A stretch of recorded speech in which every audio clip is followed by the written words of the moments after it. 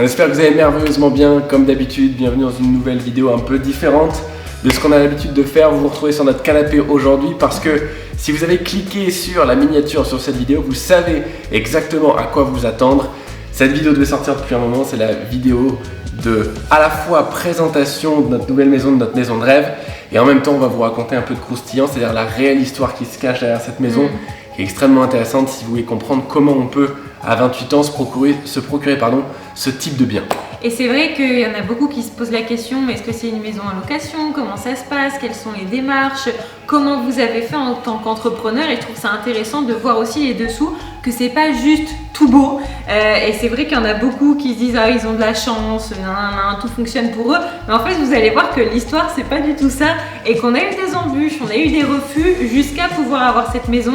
Et c'est en ça qu'on trouvait ça très intéressant de pouvoir vous faire cette vidéo, c'est de vous raconter pas que le côté positif où on vous montre la maison, mais aussi qu'est-ce qui se cache entre guillemets derrière ça et qu'est-ce que c'est la réalité des choses. Donc étape numéro 1, on va vous raconter exactement toute l'histoire jusqu'à l'obtention de la maison. Qu'est-ce qui s'est passé, quels ont été les hauts, les bas. L'histoire est vraiment à rebondissement, presque on pourrait croire qu'elle est écrite tellement elle est assez incroyable en vérité. Et numéro 2, on fera un home tour de la maison pour vous montrer les différentes pièces, comment c'est agencé, à quoi ressemble la maison, la vue, etc. Ça arrive juste après, installez-vous, j'espère que ça va vous plaire. Donc on va faire un bond 2 ans en arrière, on a 26 ans, on est donc en 2022 si mes calculs sont bons. Et voilà, on est ensemble depuis presque 10 ans. On est installé dans notre appartement en location dans le sud de la France. Là, on avait décidé de vivre parce que c'était vraiment notre région de cœur. Et on se dit, c'est quoi la suite pour nous? On a nos entreprises qui fonctionnent bien. On vient de lancer à l'époque la deuxième entreprise, Lifetime Decisions, qui fonctionne aussi super bien. Je crois que sur le premier mois, on fait rentrer 80 000, je crois, le premier mois. Vraiment des bons résultats en tout cas pour un lancement de société. Et on se dit, quelle est la suite? Pourquoi pas acheter notre maison? Et plus que pourquoi pas, c'est ok, trop cool, viens, on se projette à acheter une maison. En fait, avec Ava, on se retrouve en séminaire à un moment tous les deux et on a un exercice à faire séparément dans lequel on doit faire un exercice de vision en se mettant nos prochains objectifs de vie.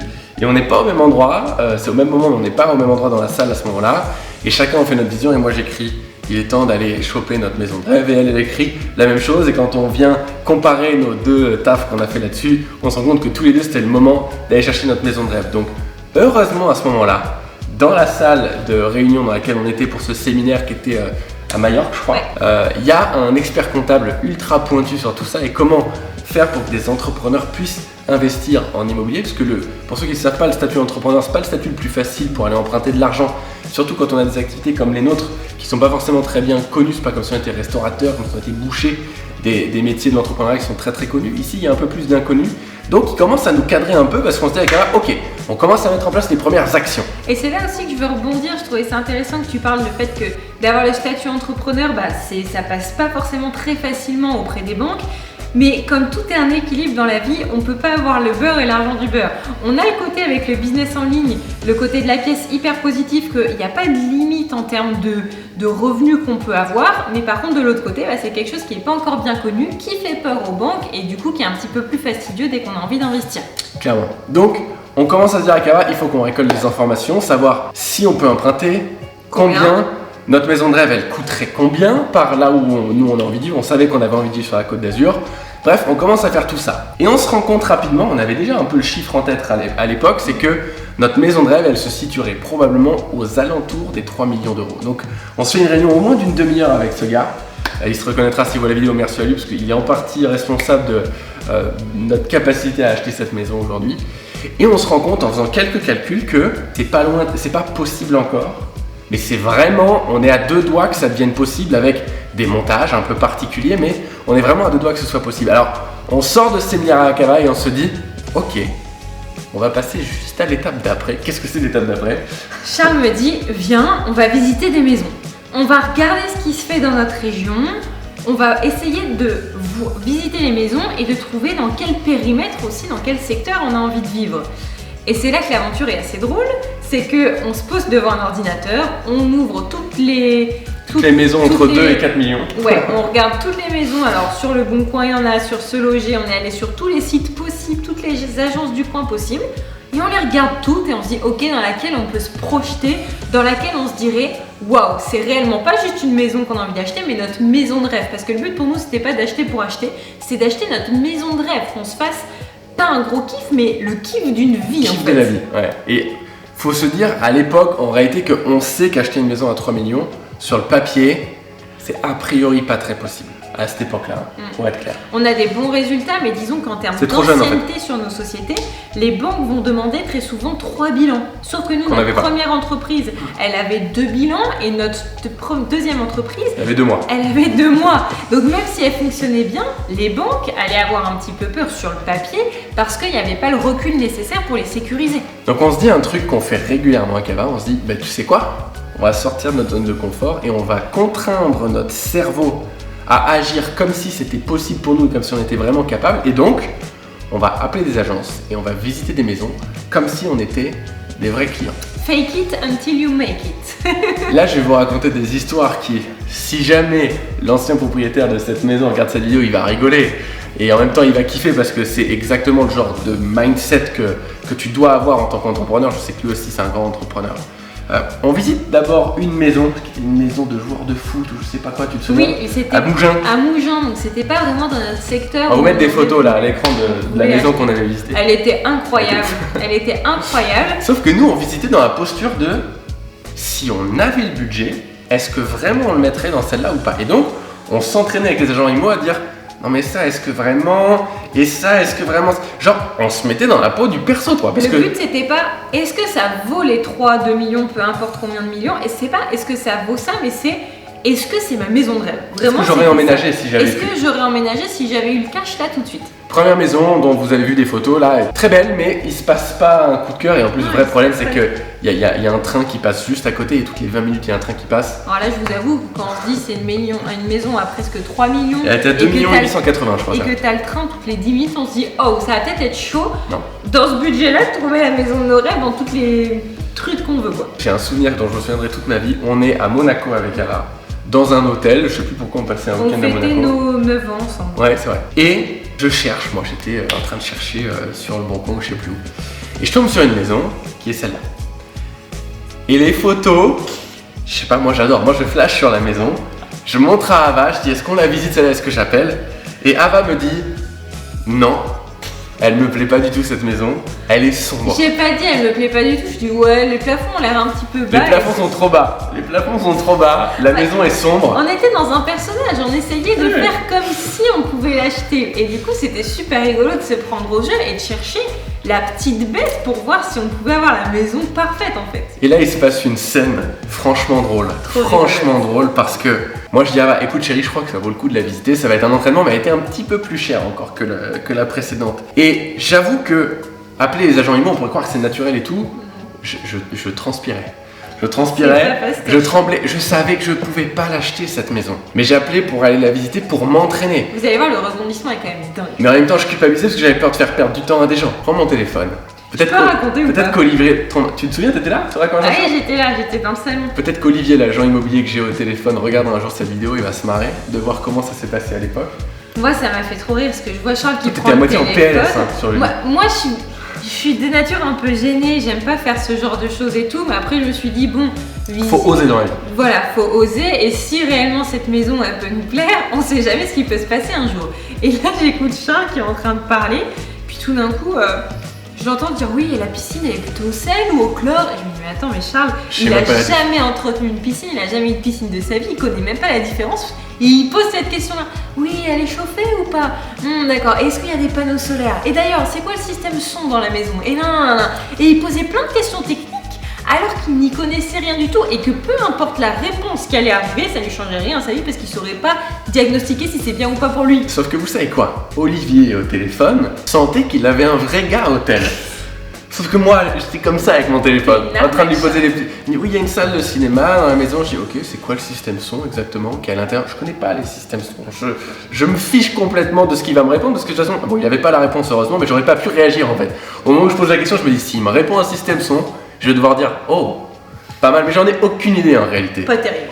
Et on passe sous cet appel, et ce qui est vraiment fun dans cet appel, c'est que sur ce genre de maison, évidemment que quand je dis j'aimerais la visiter, il va devoir me demander mes revenus pour vérifier qu'il ne fait pas une visite à côté de la plaque. Écoutez bien ce qui s'est passé à ce moment-là. Le gars me pose malheureusement cette question, Olivier, et il est un peu gêné. Parce qu'il sent que je suis vachement confiant et tout, parce que je fais comme si je l'étais, et il me dit écoutez, monsieur Frabouillet, je suis vraiment désolé de vous poser cette question, mais vous vous doutez bien que. Et il passe un peu par quatre chemins. Il n'était pas direct. Non, il n'était pas direct, parce que c'est un peu gênant à poser comme question. J'ai quand même besoin un peu de savoir qu'est-ce que vous faites dans la vie, quels sont vos revenus, voilà, pour juste savoir si le projet est possible. Et je me souviens que j'allais dire je tremble pas, si je tremble, mais je lui réponds les finances ne seront pas un problème. Et on raccroche 2 minutes plus tard et on referme la conversation et je suis là, oh là là là là là là oh là là, mon Dieu, mon Dieu. T'es un peu un escroc sur ce coup-là. Mais en fait, c'est même pas ça, parce que vous allez voir la suite de l'histoire, c'est juste, dans la vie, il faut aller faire des choses que les gens seraient pas prêts à faire si vous voulez obtenir des trucs que la plupart des gens n'obtiendront jamais. Qui fait ça? Et je suis sûr qu'on n'est pas les seuls à avoir fait ce genre de trucs. Et le fait est qu'on visitait pour s'amuser, on visitait pour s'entraîner, jusqu'au jour où on a réellement visité cette maison. On est arrivé dans la maison, donc quelques jours après, parce qu'on a fait ces salles 2, on a visité le 4. Donc Ouais, 2 jours après, on visite la maison, sur les fesses. Coup de cœur, mais c'est pas coup de cœur, c'est coup de foudre. On est sur les fesses, on rentre, on se sent chez nous, chose qui n'était pas arrivée dans les autres maisons qu'on avait visitées. Qui était même pas prévu en fait. Je me souviens qu'on se balade là, et on se regarde avec elle, on se dit mais elle nous plaît vraiment là. Et en fait, c'est là que c'est devenu problématique. C'est que on s'est fait choper à notre jeu. On s'est visité ça, on s'est regardé, j'ai regardé Charles, j'ai dit je la veux. Je la veux. Et Charles, c'est assez rigolo, il a fait une vidéo pour ses parents qui n'ont pas pu juste visiter, montrer. Pour juste montrer. Et quand il est en train de monter l'allée qui amène vers la maison, il dit une phrase qui est incroyable, c'est « Je ne sais pas encore comment on va faire, mais cette maison, on va l'acheter. » Ça, je crois que c'est vraiment une clé, mais qu'on avait apprise en dev perso juste avant, quand tu sais pas encore comment tu vas atteindre un objectif, plutôt que de dire c'est impossible, c'est trop, machin, dire je ne sais pas encore comment, mais je sais, parce que j'ai confiance en moi, que je vais le faire. Et à partir de là, dans notre tête, ça a complètement fusé, l'histoire, elle a complètement changé. On termine la visite, on serre les mains. Incroyable. Ça vous plaît? Oui. Oui, ça nous plaît, merci beaucoup. Et on se retrouve avec moi en voiture juste après. Donc qu'est-ce qu'on fait? Alors on a toujours été comme ça dans notre caractère, dès qu'on voulait quelque chose, on a toujours tout mis en action immédiatement pour que ça se passe. Quitte à relever des équipes pour qu'ils travaillent avec nous hyper rapidement. C'est ce qu'on a fait quand on a voulu nos premiers appartements, quand on était à Caen en location, on s'est démené et jusqu'à minuit on envoyait les papiers, on demandait les trucs et tout, et il n'y avait pas de possibilité qu'on n'ait pas ce qu'on voulait à la fin, tellement on était, et comme toi avec le meilleur pâtissier, hein, tu les harcelais au téléphone pour dire je suis vraiment chaud, je suis vraiment chaud, je suis vraiment chaud. Prenez-moi. Évidemment qu'ils t'ont pris. Et en fait, je pense que ça c'est aussi une force qu'on a su développer, c'est le côté de persévérance, et à partir du moment où je veux quelque chose, je vais pas lâcher. Et là on s'est dit ok, on veut cette maison, on va pas lâcher. Le lendemain on était avec nos experts comptables, les banquiers, on a pris rendez-vous tout de suite et on montre le projet, on avait amené tous les papiers qu'il fallait pour le lendemain. Sauf que même si on veut, on n'y croit pas trop. Mais on va chez la banquière et elle regarde un peu tous nos chiffres, tous nos trucs, et à un moment donné... Alors, on n'y croit pas trop, mais on y va quand même. On espère. Donc, non, mais ça on veut fait dire tout pour. qu'on est quand même dans une démarche de, au pire si ça passe pas, on va lui demander qu'est-ce qu'il vous faut pour que ça passe à un moment donné. Pour vous la faire plus ou moins rapidement sur la partie administrative, on a un premier rendez-vous avec notre banquière en disant on fait tout, mais a priori ça va être chaud. Et elle nous regarde en disant les gars, je crois que ça peut passer. Je crois que ça peut passer, et à ce moment-là, nous on part sur une autre planète, genre... Et nos experts comptables nous disent aussi que ça peut passer. Pour eux ça passe, pour les banquiers ça passe. On a les professionnels qui nous suivent le plus dans tout ce qui est finance, élaboration des trucs et Je passe 1 heure au téléphone sur un parking avec le directeur de la banque, parce que le directeur de la banque avait dit non. J'ai dit à ma banquière, laissez-moi appeler le directeur de la banque, je vais le convaincre. J'appelle le directeur, il me dit non. Je lui dis, je crois que vous comprenez pas ce qu'on fait de notre vie. Je passe 1 heure, tu te souviens, tu recharger la voiture. Ouais. Et je me démène, et à la fin de l'appel, le directeur me dit, ok, j'ai envie de vous faire confiance, je suis d'accord. Lui met son accord, sauf que pour des maisons au-dessus d'1 million d'euros, en tout cas chez nous c'est comme ça que ça se passait, il faut passer par un comité national, c'est-à-dire que c'est même pas ta banque qui décide si elle t'accorde le prêt, c'est le comité national. Le comité, c'est des personnes qu'on ne peut pas contacter. Donc en fait, c'est le banquier qui va aller pour toi défendre ton projet, mais il peut pas retranscrire qui on est. Il essaye de le faire au maximum. On a une banquière qui a été super, mais qui a tout fait. Sauf que on arrive à la fin de l'histoire, parce que sinon la vidéo va durer 3 heures. on a le fameux coup de téléphone au bout de 3 mois parce qu'on va quand même jusqu'à signer le compromis de vente. Et on fait une offre, accepté, compromis. On avait donc 3 mois pour avoir le prêt. Et on arrive au bout de ces 3 mois-là et on a fait le fameux coup de téléphone de la banquière qui, tout au long du processus, nous dit ça va le faire, ça va le faire, ça va le faire. Nous, on se chauffe de ouf. Et elle nous appelle pour dire vous n'avez pas la maison, le prêt n'est pas accepté, le comité n'a pas voulu vous suivre sur cette affaire-là. C'était frustrant pour nous parce qu'on savait que les finances, on les avait. Ils n'avaient juste pas confiance en nous à ce moment-là, alors que nous, on avait une confiance en nous qui était assez forte. Et c'est là qu'être entrepreneur, c'est pas la joie. C'est le point difficile à être entrepreneur. Et ce qui est intéressant avec cette maison, c'est que peu importe où vous êtes dans notre j'allais pas dire dans notre département, mais dans les 2-3 villes autour, vous la voyez de partout. C'est-à-dire que quand on allait au sport, on la voyait. De la baie vitrée de notre sport, on la voyait. Et tous les jours, on se répétait, on l'aura pas, c'est terminé, on l'aura pas, c'est terminé, on l'aura pas. C'est comme si vous venez de rompre avec quelqu'un et vous croisez votre ex tous les jours. Ou alors vous arrêtez de fumer et votre chéri continue de fumer tous les jours dans la maison. Chiant. C'était hyper chiant. Donc là, on a une petite baisse de régime quand même. Petite baisse de régime, mais on reste en très bon terme avec le propriétaire à ce moment-là. Et qui nous dit, écoutez, j'ai essayé de la vendre à d'autres évidemment, mais si un jour la situation s'améliore et qu'elle n'est toujours pas vendue, je serai toujours très heureux de vous la vendre. On accélère un petit peu l'histoire, on trouve une autre maison qui est moins chère. La banquière nous dit oui, ça va le faire, on remonte le dossier, etc. On signe le compromis de vente, on va jusqu'au bout. Renom pour une offre qui était plus faible. Toutes ces démarches nous ont compté peut-être 15 000 euros en tout. C'était beaucoup d'argent, beaucoup d'énergie, enfin bref. Normal quand on est dans un projet où on met du cœur. Jusqu'à ce qu'un jour je reçoive un texto de l'ancien propriétaire du coup de cette maison. 1 an et demi après. Non, c'est pas celui-là dont je me parlais. Okay. Où il me dit, Charles, je suis désolé, je vous envoie juste ce message pour vous prévenir que ça y est, la maison est vendue.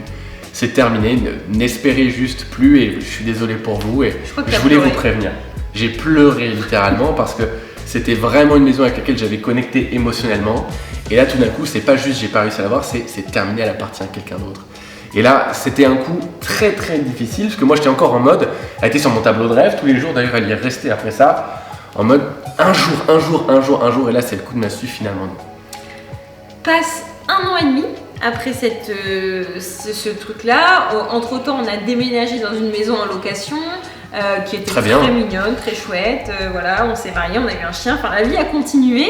Et moi, j'ai toujours dit à Charles, je suis pas encore prête à ce qu'on se relance dans des démarches pour acheter une maison. Parce que c'était horrible. Parce qu'en fait, c'était beaucoup de stress c'est du stress pendant 3 mois. Et ça, on l'a fait 2 fois. Donc pendant 6 mois, sur une année, pendant 6 mois, on était en full panique. Stress. Et en fait, on s'est rendu compte qu'au niveau de notre santé, même si on a les épaules plutôt larges et qu'on arrive à encaisser pas mal de stress, il y a un niveau de stress que moi, j'étais plus apte à encaisser. En tout cas, j'avais plus envie de me mettre là-dedans. Jusqu'à ce que, 2 mois après avoir emménagé dans notre maison en location, je reçois de nouveau un texto. On l'appellera de Lucas, le propriétaire, qui ne s'appelle pas Lucas, mais on va pas révéler son identité, qui nous dit les gars, finalement la vente a capoté, la maison ne s'est finalement pas vendue. Est-ce que votre situation financière est différente de l'époque? Parce que si c'est le cas, on pourrait toujours voir comment vous pourriez l'avoir. Alors là, moi je repars sur une nouvelle planète. Pour ceux qui nous suivent depuis un moment, peut-être vous me connaissez sur ce versant-là, je pars direct. On est vraiment très différents. Moi disons que peut-être que tu n'as pas assez peur et que moi j'ai trop peur. Et on a les deux versants. Sauf que moi je sais que si j'annonce ça à direct, ça va pas très très bien se passer. Donc je lui dis, j'ai reçu ce message, mais bon, t'inquiète, je pense que c'est pas le moment, machin. Sauf qu'il m'en parle tous les jours. Il fait le petit mignon, mais il m'en parle tous les jours. C'est normal, c'est notre maison de rêve. Moi, je me suis bloquée comme quand t'as une rupture qui est super difficile et t'as vraiment plus envie d'entendre parler du gars. Et puis, j'entends Charles qui m'en parle. Et je dis, écoute, tu sais quoi? On va lui louer la maison pendant une semaine. Pendant une semaine, c'était en décembre dernier, pour tourner une de nos formations de pâtisserie. Et puis comme ça, on va vivre dedans et on va voir si ça vaut le coup ou pas. Moi, dans ma tête, je me dis quoi? Ça vaudra pas le coup. Ça vaudra peut-être pas le coup, il va me lâcher les basques avec ça. Sachant qu'on avait déjà une maison cool, donc on s'est dit, est-ce que la différence vaut vraiment... Ça. Moi, c'était la question, est-ce que la différence entre la maison qu'on a en location aujourd'hui et la maison qu'on pourrait acheter et qui est notre maison de rêve, est-ce que la différence... vaut la différence de prix? De comment on se sent dedans, parce que pour moi, c'est ça qui était important, vaut la différence de prix et d'effort et de stress et de tout ce qui s'ensuit. Donc je me dis, vas-y, on prend cette solution-là, on y allait. Donc j'appelle Lucas, qui accepte de nous la louer pendant une semaine. On passe une semaine et on se dit, le premier jour quand on rentre dans la maison, définitivement, ça vaut le coup. Ce qui est presque une mauvaise nouvelle, tu dis oh putain, ça vaut le coup. Là, moi j'étais en PLS. Oh non, ça vaut le coup. Même moi j'étais repartie dans le délire de. Enfin, pas dans le délire, mais dans l'envie folle d'avoir cette maison. Bref, c'est vraiment comme si vous voyez votre. Je sais pas, pour tous les célibataires ou pas, vous avez. La femme de votre vie ou l'homme de votre vie. Je vais dire Leonardo DiCaprio, mais chacun a son Chris Evans, Captain America, peu importe qui, et il est là. Est-ce que ça vaut le coup de rompre avec votre chérie actuelle? Oui. C'est pas ça. Je rigole. Et bon, on va prendre un shortcut. 3 mois plus tard, on emménage dans cette maison, puisqu'effectivement nos conditions financières avaient encore changé. On trouve des solutions, un montage un peu particulier pour pouvoir acheter cette maison. Et en mars 2024, on emménage dans cette maison qu'on s'apprête à vous présenter dans quelques minutes. Donc, pourquoi on vous raconte tout ça? Pas juste pour vous dire allez-y, persévérez, ça va se passer. Non, pour vous dire allez-y, persévérez, ça va se passer. Non, mais je n'ai pas compris la différence. C'est la même phrase, c'est juste que il y a l'intention qui est différente. C'est que, punaise, si vous voulez quelque chose très très très très fort dans votre vie, donnez-vous les moyens que ça fonctionne. Parce que pendant ce laps de temps, on n'a quand même pas perdu le fil, on n'a pas fait n'importe quoi avec nos finances, on s'est dit ok, on nous a refusé, ce sera la dernière fois qu'on nous refuse, peu importe si c'est cette maison ou pas, on est parti dans l'état d'esprit de on sait qu'on veut acheter notre maison pour construire notre famille, pour tout ce qui s'ensuit, on va mettre les actions en place pour que plus jamais on ait de refus. Jamais on habiterait dans cette maison aujourd'hui si à un moment de notre vie, on se dit pas je vais appeler des agents immo pour rire et pour m'entraîner. Jamais, jamais, impossible. Donc, est-ce que vous pensez que cet exercice qu'on s'est fait faire en sortie de zone de confort, en mode un peu escroc, c'est un gros mot, mais en mode un peu filou, nous aurait permis d'en être là aujourd'hui si on l'avait pas fait? Impossible. Est-ce que vous pensez que ça a pu nous aider en termes d'état d'esprit, en termes de motivation, à aller plus travailler, à aller plus vite, à être meilleur? Donc, c'est clair. Avant qu'on passe au home tour de cette magnifique maison, parce que je pense qu'il y en a beaucoup qui sont curieux de voir à quoi ça ressemble la maison de nos rêves, posez-vous la question. C'est quoi la chose non négociable dans votre vie pour laquelle vous allez tout donner? Même si ça paraît impossible. Même si ça paraît fou. C'est quoi votre rêve le plus grand? S'il y a un truc à nous mettre en commentaire aujourd'hui, c'est quoi ce truc de rêve? Ou peut-être vous l'avez mis dans la case rêve, mais de pas possible. Sur quoi vous seriez prêt à faire tout ce qu'il faut faire pour l'obtenir, et ce truc-là, vous lâchez pas tant que vous l'obtenez pas. Curieux de lire dans les commentaires ce que c'est pour vous. Je vous propose qu'on se retrouve dès maintenant en un claquement de doigts pour la visite virtuelle de cette maison tous ensemble. C'est parti. C'est parti.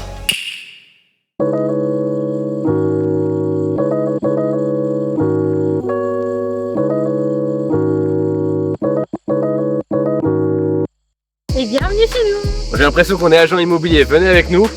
On va vous montrer un petit peu. Donc là, on va marcher à reculons pour que vous puissiez nous entendre encore. On va tomber. Donc là, c'est la petite allée d'entrée. Ici, il y a une petite place de parking pour nos invités, pour qu'ils puissent accéder à la maison directement par là. Sinon, il y a un petit chemin en dessous pour accéder au garage. Et en fait, ici, on peut aller directement dans les bureaux. Et là, on arrive dans la pièce principale, l'étage plutôt habitation. Allez, venez. Ici, vous pouvez voir, on l'a pas allumé, mais c'est un petit mur d'eau, c'est hyper sympa. En général, quand on attend du monde, on l'allume et ça fait toute une petite fontaine. Ça fait un petit bruit apaisant, c'est vraiment cool. La petite entrée, super sympa. On peut vous spoiler un tout petit peu la vue rapidement sur l'entrée. Moi, j'adore cet endroit de la maison. C'est un des endroits que je trouve les plus jolis. Avec, vous voyez, la piscine qui est formée en L ici. Donc, on peut accéder à la piscine avant même de rentrer dans la maison. On voit un petit bout de la terrasse ici. On va vous amener pour voir à l'intérieur. Cette porte qui est énorme. Regardez. Je sais pas si c'est moi que je suis ridicule ou c'est la porte qui est ridiculement grande. Je la trouve absolument énorme.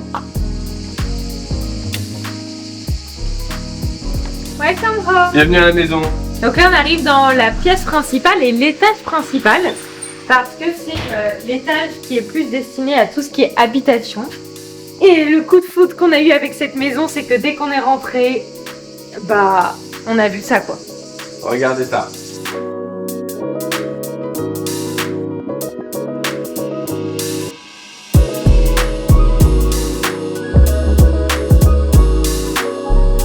Ouni est passé par la piscine, bon exemple de la piscine en L. On lui a dit non, il est passé et là la maison va être remplie d'eau, c'est évident. Parce que, comme vous voyez, là ici vous avez le salon, évidemment. Ça c'est le nouveau canapé qu'on a acheté, puisque la pièce est assez grande, je sais pas si on se rend compte, mais je crois que juste cette pièce là fait un petit peu plus de 70 mètres carrés. Donc on a notre canapé à nous et je sais pas si vous voyez juste là, on a le canapé d'Ouni qui est à côté de la télé parce que lui aussi il lui faut quand même son petit meuble à lui avec ses petits jouets. Il a son télescope s'il veut de temps en temps regarder les étoiles, il a le droit. On vous montrera le reste de la pièce principale après, mais on va d'abord vous montrer les chambres parce que à l'étage il y a donc 3 chambres. Olé. Et une petite lampe Ikea. Donc ici on est dans la première chambre, la chambre d'invité, où il y a Martin qui est actuellement derrière la caméra, qui peut être ici. Donc typiquement par la suite ce sera certainement des chambres d'enfants. Mais en attendant, nous pourquoi on a voulu aussi avoir une maison comme ça qui peut paraître très grande, et j'avoue qu'elle est très grande, mais c'était pour pouvoir accueillir nos proches. Cet été on va avoir du monde pendant 2 semaines à la maison non-stop. Quand on a nos équipes qui arrivent, on est 16 à la maison, et c'est pour ça qu'on a voulu un endroit où on peut non seulement y vivre et y vivre bien avec nos proches, mais aussi très bien y travailler avec toute notre équipe. C'était super important pour nous d'avoir cet esprit famille et équipe. Donc voilà, et la particularité de cette chambre, c'est qu'elle est un petit peu en miroir avec la chambre d'en face, où il y a aussi la salle de bain, je vais allumer la lumière, la salle de bain qui est commune. Avec une petite baignoire qui est juste énorme. Je pense que c'est une piscine olympique, très clairement, ou jacuzzi, mais il n'y a pas léger. Mais en tout cas, je ne sais pas si vous vous rendez compte de la taille de cette baignoire, mais c'est juste incroyable. Et du coup, on passe dans la deuxième chambre, vous pardonnerez le maillot de bain de mon beau-frère. Et on arrive dans la deuxième chambre, qui pour le coup est plus petite mais très bien pour accueillir des gens, ce qui nous sert surtout, comme c'est à côté du salon là où on tourne pas mal de podcasts, de vidéos, de stocker en fait notre matériel, parce que sinon on a beaucoup de matériel à monter et descendre tout le temps. Donc comme on n'a pas encore d'enfants, on n'a pas du monde tout le temps à la maison, cette pièce nous sert de salle de stockage. Bon alors maintenant on arrive dans la pièce principale qui est énorme. Donc on a commencé par voir le salon, ici c'est la salle à manger. C'est vraiment cool parce que c'est complètement ouvert sur la cuisine qui est juste derrière. Donc quand on a des invités, quand on mange autour de cette table qui est vraiment très jolie, bah nous on est juste dans la cuisine avec Ava en train de préparer. Ça nous permet de garder la connexion avec les invités, c'est top. Et comme vous le voyez ici, les baies vitrées s'ouvrent. Genre, je pourrais pas vous dire la largeur, je pense qu'il y a au moins 6 mètres d'ouverture, ce qui permet d'avoir un effet dedans-dehors qui est hyper intéressant. Je vous amène dans la cuisine voir les petits détails. Donc la cuisine, ici, tout était fait quand on est arrivé, j'avoue qu'on n'a rien touché. Nous on trouve ça très sympa que la cuisine soit toute blanche, soit toute claire. Ça donne un effet lumineux à la maison, contrairement à ce qu'on pouvait penser sur les photos avec les plafonds qui étaient trop bas et la maison qui n'était pas lumineuse. La maison est évidemment très lumineuse d'ailleurs. Peut-être que vous vous en rendez compte, on peut regarder un petit peu la vue. Donc ce qui est intéressant, c'est que l'été le soleil est très haut, donc il rentre pas dans la maison, ce qui fait qu'il réchauffe pas trop la maison. Et l'hiver c'est super joli parce qu'il est beaucoup plus bas. Et du coup on le voit tout le temps, d'ailleurs il se couche dans la mer là-bas, c'est absolument magnifique. Le seul problème c'est qu'on a besoin des lunettes de soleil dans la maison parce qu'on se le prend pleine tête. Donc petit inconvénient, petit moins pour cette maison. Donc venez voir rapidement la cuisine. Beaucoup de placards, ça c'est hyper pratique pour nous puisque vous le savez si vous nous suivez, notre premier job à la base c'était dans la pâtisserie, donc on avait besoin d'avoir pas mal de rangements, c'est le cas. Avant de vous amener dans la pièce qui est derrière moi, qui est notre chambre, je vais vous amener juste sur la partie extérieure pour vous en parler un petit peu. Donc ici on est sur la terrasse, je sais pas si vous le voyez à la caméra en regardant la terrasse en bas. Il y a écrit 3 crans 8. Ok, c'est un parquet qui a été fait sur mesure, c'est un tech de yacht en réalité. Donc c'est du vrai bois qui est fait pour être sur les bateaux, pour pouvoir absorber l'eau de la piscine sans problème. Je trouve ça super joli. Ici, comme vous pouvez le voir, on a mis un grand bain de soleil de place qui, j'avoue, cale au moins 3 personnes confortablement. Donc c'est vraiment cool. Quand on est ici, face à la mer, en train de bronzer, c'est un vrai bonheur. Vous avez la piscine ici qui est en style piscine balinaise. Alors je savais pas ce que ça voulait dire, mais c'est cette couleur avec les petits carreaux comme ça, je trouve ça hyper joli. C'est une piscine de 12 mètres de long, donc c'est un petit couloir de nage, franchement c'est ultra agréable. C'est une piscine qui est au sel. Donc moi je connaissais pas ce genre de petits détails, différence entre piscine au chlore et piscine au sel, mais au quotidien à entretenir c'est super intéressant d'avoir une piscine au sel pour faire de la natation, juste pour se détendre. C'est magnifique, surtout que je sais pas si vous avez vu le détail, mais c'est ce qu'on appelle une piscine miroir, c'est-à-dire que non seulement c'est une piscine à débordement, puisqu'elle déborde au fond, comme vous pouvez le voir sur la vue, mais en plus elle déborde de partout, ce qui est un truc assez compliqué paraît-il à faire, puisqu'il faut qu'elle soit parfaitement à niveau pour que ça déborde absolument partout de la même manière, ce qui fait que parfois avec certaines luminosités on ne la voit même pas et on a l'impression que c'est uniquement un miroir. C'est absolument magnifique. Donc je vous emmène voir la suite. Ici vous avez le coin sur lequel on peut traîner avec des amis, typiquement boire l'apéro, prendre l'apéritif de temps en temps, consommer l'alcool avec modération, bien sûr, mais cet endroit-là, au coucher de soleil, pour chiller un peu, à l'ombre, sous la toile, avec des amis, avant d'aller dîner, c'est juste un endroit exceptionnel. En général, on met 2 chaises ici en face pour qu'il y ait 2 personnes qui puissent avoir la vue mer. C'est hyper confortable, c'est spacieux, c'est vraiment le top. Et je vais vous amener dans un petit coin caché de la maison, venez avec moi.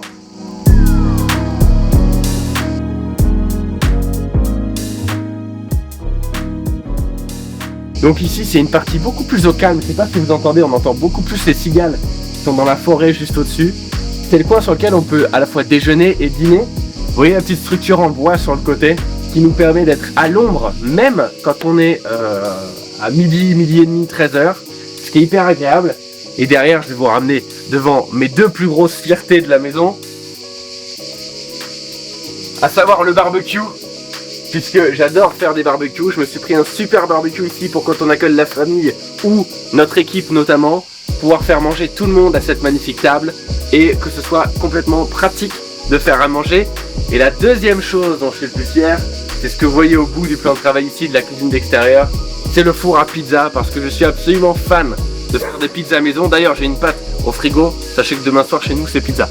Et là on arrive dans la chambre. Alors ce qui est juste fantastique avec cette maison, c'est qu'on a l'impression d'être dedans dehors. Alors surtout en été, mais j'ai pas encore testé la maison en automne à vrai dire et en hiver. Et là on arrive directement dans notre chambre. Alors de base j'étais pas super fan de la moquette, mais au final c'est hyper cosy aux pieds. Je pense qu'en hiver on va adorer, même si le chien a un petit peu chaud. Donc voilà, Charles voulait une petite télé dans la chambre. Bien évidemment il en a pris une très très grande, celle qui était dans notre salon en fait, et il voulait pas l'acheter ou faire quoi que ce soit d'autre avec. Donc on l'a mise ici et c'est super pratique. Et une des pièces que je préfère à cet étage, c'est la salle de bain dressing.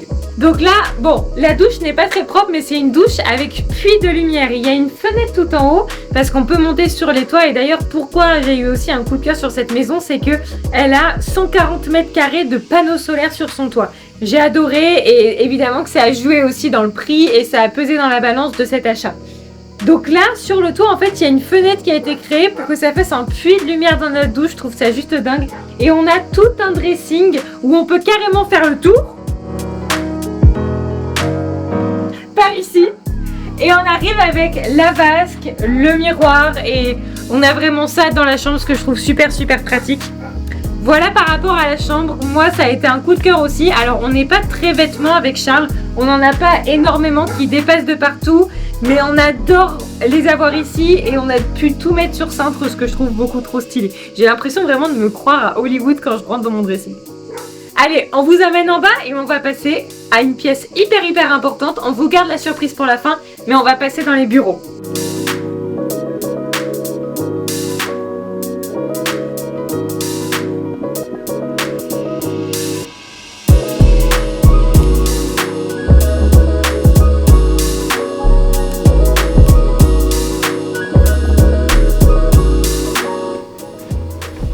Bienvenue dans les bureaux, pièce super importante pour nous, même si restez bien jusqu'au bout de cette vidéo parce que la pièce la plus importante de cette maison sera la dernière pièce qu'on va vous montrer évidemment. Restez jusqu'au bout, rentrez.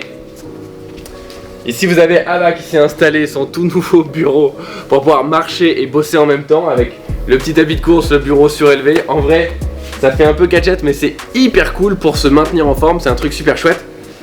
Vous avez son bureau qu'on a fait à la main à côté, qui est le seul endroit de ce bureau sur lequel vous avez une vue sur la mer à travers la baie vitrée. Je lui ai laissé la vue sur la mer et elle m'a laissé avoir le plus grand bureau. Vous allez voir ici on a une table de réunion qui était l'ancienne table qu'on avait dans notre maison précédente, qui va très bien pour quand on se réunit avec tous les membres de notre équipe. D'ailleurs venez voir, notre équipe elle est là. La dernière fois qu'ils sont venus ils nous ont offert une petite photo d'un restaurant qu'on s'est fait ensemble. Donc ça on le garde précieusement dans les bureaux parce que l'entrepreneuriat c'est pas juste aller achever des goals perso uniquement, c'est aussi rencontrer des gens et nous c'est ce qu'on retient à travers les différentes entreprises qu'on a lancées. Et je vous laisse regarder un peu le reste de la pièce puisque on a un petit coin un peu salon pour se détendre, notamment quand on a toute l'équipe de temps en temps entre plusieurs sessions de travail. On peut se poser ici, se détendre, il y a même la télévision. Ici vous avez mon bureau. Alors je vais vous en parler, ce que vous voyez un petit peu de dos là, Ça, c'est mon tableau de rêve indispensable, je peux plus me passer de mon tableau de rêve. Tous mes objectifs sont photographiés et posés dessus. Ici, on a le tableau blanc avec tous les objectifs des entreprises. Je vais volontairement pas filmer cette partie-là parce qu'il y a des choses qui sont un peu confidentielles avec les différentes entreprises et les différents objectifs liés à chaque entreprise qui sont dessus. En tout cas, c'est là que tout se passe. Pour les dernières pièces, les amis, je vous amène dans la pièce qui est juste à côté. C'est Ava qui va vous la présenter. Meilleure pièce de cette maison, c'est parti. Bienvenue dans notre pièce secrète. La pièce de full détente que notre équipe adore quand elle vient travailler au bureau. C'est la salle de cinéma, / conférence, / tout ce qu'il faut par rapport à cette salle.